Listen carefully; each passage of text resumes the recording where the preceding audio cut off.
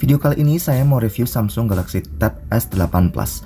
Walau sudah sekitar 1 tahunan yang lalu, apakah tab ini masih patut dipertimbangkan untuk dibeli karena sekarang sudah ada yang versi 9.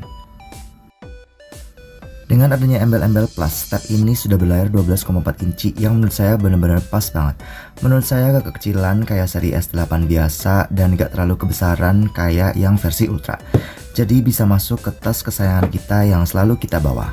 Seri Tab S8 Plus yang saya punya ini sudah bandel dengan keyboard ya. Saya dapat dari auction di eBay second hand dengan kondisi 94% good, dengan harga yang pasti membuat kalian berpikir gadget second di Australia itu lebih murah. Betul sekali, saya dapatnya bisa dibilang murah sih compare jika beli second di Indo yang mungkin masih akan sekitar 10 jutaan ya. Compare dengan yang saya beli hanya sekitar 7 jutaan aja dan sudah dapat keyboard. Tapi cuman kosongan ya, maksudnya gak ada box dan charger. Pensilnya pun saya beli sendiri, tapi ini menurut saya sudah murah sih. Selain layar yang menurut saya udah pas banget dengan kebutuhan multimedia dan untuk kerja, browsing, dan ngetik dialog konten sehari-hari, Tab S8 Plus ini pun membuat saya harus menjual MacBook Pro yang pernah saya review, karena gak saya pakai lagi setelah punya Tab S8 Plus ini. Alasan lainnya karena saya pengguna HP Samsung, jadi untuk sharing data wireless dengan Nearby Share benar-benar membuat saya tambah kepincut dengan tab ini.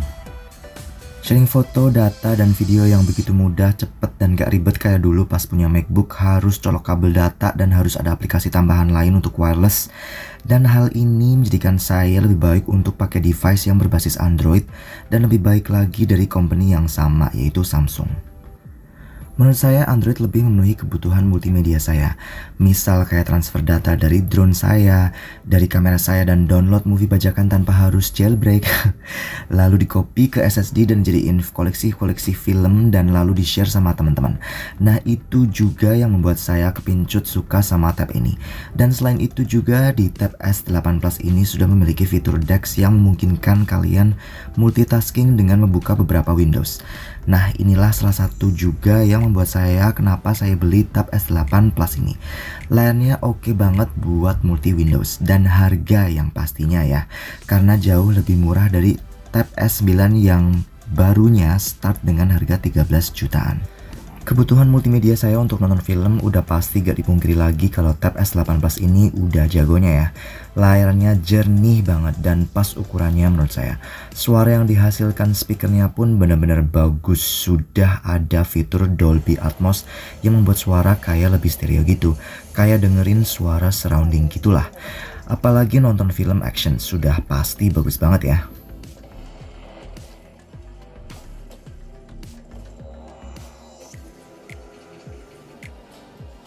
Untuk dengerin musik apalagi saya udah gak perlu speaker Bluetooth tambahan. Seperti yang tadi saya bilang, Tab S8 Plus ini speakernya udah bagus banget. Terdapat 4 speaker di tab ini, 2 di kanan dan 2 di kiri. Jadi udah pasti kan, bagus. Dan lumayan keras, gak pecah suaranya, percaya deh. Mari ke topik game. Saya suka banget sama gadget tapi gak main game. Nah loh, ada gak orang yang kayak saya? Di Tab S8 Plus ini main game udah pasti lancar ya. Saya gak coba semua game sih, tapi experience main game di tab ini benar-benar oke banget. Apalagi ditambah dengan speakernya yang mantap. Bagi kalian para gamer untuk kelas tablet gak bakal rugi beli Tab S8 Plus ini di tahun 2023. Oke, ke segmen lainnya, segmen pendidikan atau buat kerja ringan. Yang jelas untuk ngetik udah gak perlu khawatir. Keyboard bawaannya yang original dari Samsung menurut saya enak banget buat ngetik.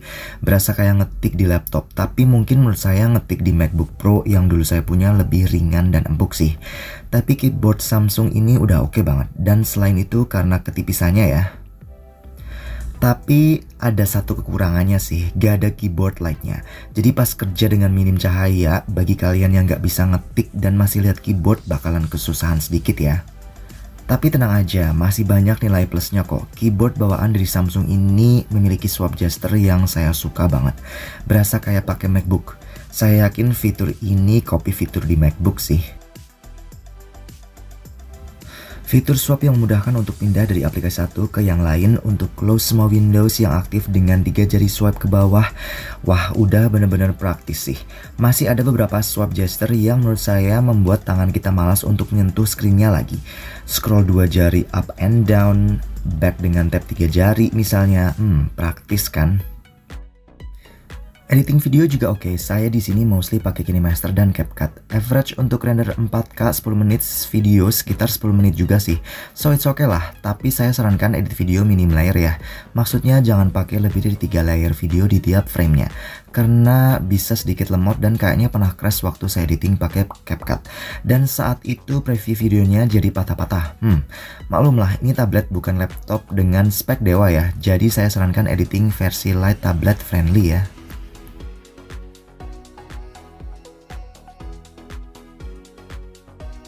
Bagi kalian pecinta drone FPV kayak saya, jangan khawatir, sudah bisa download Gyroflow. Akhirnya ya, sudah ada di Android.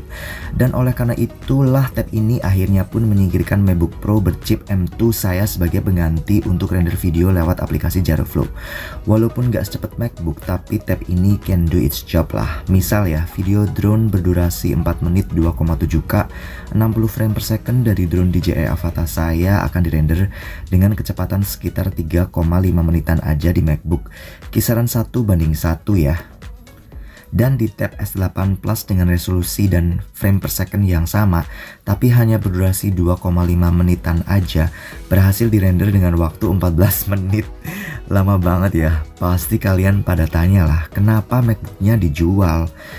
Well, reason saya karena saya pengguna HP Android, jadi bakal maksimal menggunakan tablet Android untuk sharing data. Lain halnya sebelumnya jika masih menggunakan MacBook, susah sharing data pakai HP Android. Dan alasan yang lainnya pun karena saya jarang render video pakai Gyroflow. Jadi itu yang membuat saya memutuskan untuk pindah ke tab S8 Plus ini.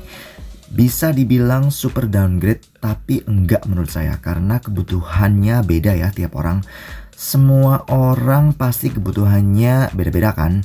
Semua kebutuhan yang mesti saya lakukan sudah bisa dilakukan di tab ini, kayak nonton film, browsing, sosmed, sedikit game dan ngetik. Bagi kalian drone mania yang gak sabar dan ada duit lebih, ya silakan pakai MacBook aja. Soal sosial media menurut saya lebih oke jika buka aplikasinya di Dex Mode karena bisa kita set dan drag kayak di layar HP yang vertikal. Lain kalau di mode biasa terlalu besar menurut saya. Apalagi mostly tab ini saya gunakan secara landscape. Jadi aneh, kudu lepas keyboard dan harus dipegang secara portrait istilahnya biar mirip HP normal. Tapi ini pun kegedean, percayalah, pakai Dex aja biar oke dan bisa buka beberapa sosial media bersamaan. Tapi bisa juga sih di mode biasa kalian set ke pop-up Windows seperti ini.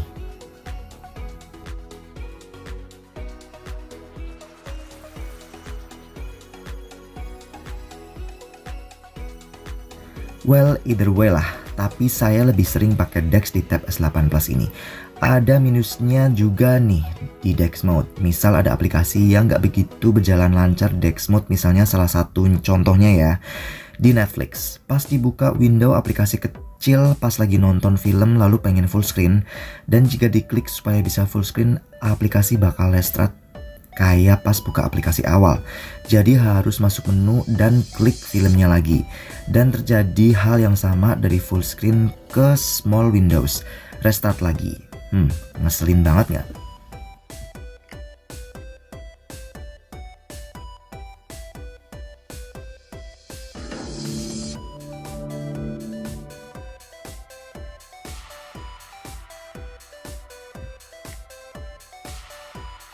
Bagi kalian para artis atau siswa seni menggambar, tab ini udah pasti bisa ya gambar-gambar di aplikasi kayak Sketchbook. Pensilnya yang sensitif bisa memudahkan kalian buat menggambar objek yang kalian mau. Contohnya kayak saya ini ya. Berasa kayak super artist. Mari ngomongin plus minus. Minusnya dulu aja ya. Jika untuk kerja pas waktu makan siang di bawah terik matahari, layar menurut saya kurang terang ya. Oke sih, masih bisa lihat apa yang saya ketik, tapi masih kurang terang sih. Apalagi di siang bolong kayak saat ini. Brightness sudah reset ke yang paling tinggi, tapi oke lah. No complain, lagian kan jarang banget kan bagi kalian yang bakal ngetik atau browsing di bawah terangnya matahari. Dikarenakan gak kayak laptop, pas kalian kerja dengan taruhin tab di atas paha kayak gini, rada susah ya karena ada standnya yang di belakang itu beda kayak laptop. Di sini saya harap kalian mudeng ya. Menurut saya baterainya cepat habis karena mungkin layarnya yang besar dan jernih banget. Brightness yang lumayan terang dan saya selalu set ke yang 120 Hz screen refresh rate, dan mungkin juga faktor karena barang second. Mungkin juga itu beberapa faktor kenapa menurut saya baterainya gak begitu oke. Tapi saya bisa pakai tab ini dalam 2 hari tanpa cas dalam pemakaian normal ya. Sekarang ngomongin plusnya. Plusnya mostly udah saya rangkum di review ini sih tadi di depan. Yang layarnya jernih, speakernya mantap, easy share files ke sama Android apalagi Samsung device. Dan masih banyak lagi sih. Kayaknya segitu aja sih ya review Tab S8 Plus ini di tahun 2023. Apakah tablet ini masih oke untuk dibeli apa enggak? Menurut saya masih oke banget dikarenakan saya mendapat dengan harga yang cukup murah, bundle dengan keyboardnya. Dan dikarenakan juga bisa dikatakan baru ya karena keluaran 2022. Oke, sekian review dari saya tentang Galaxy Tab S8 Plus. Jika ada yang mau tanya silahkan komen dan jangan lupa subscribe. Terima kasih.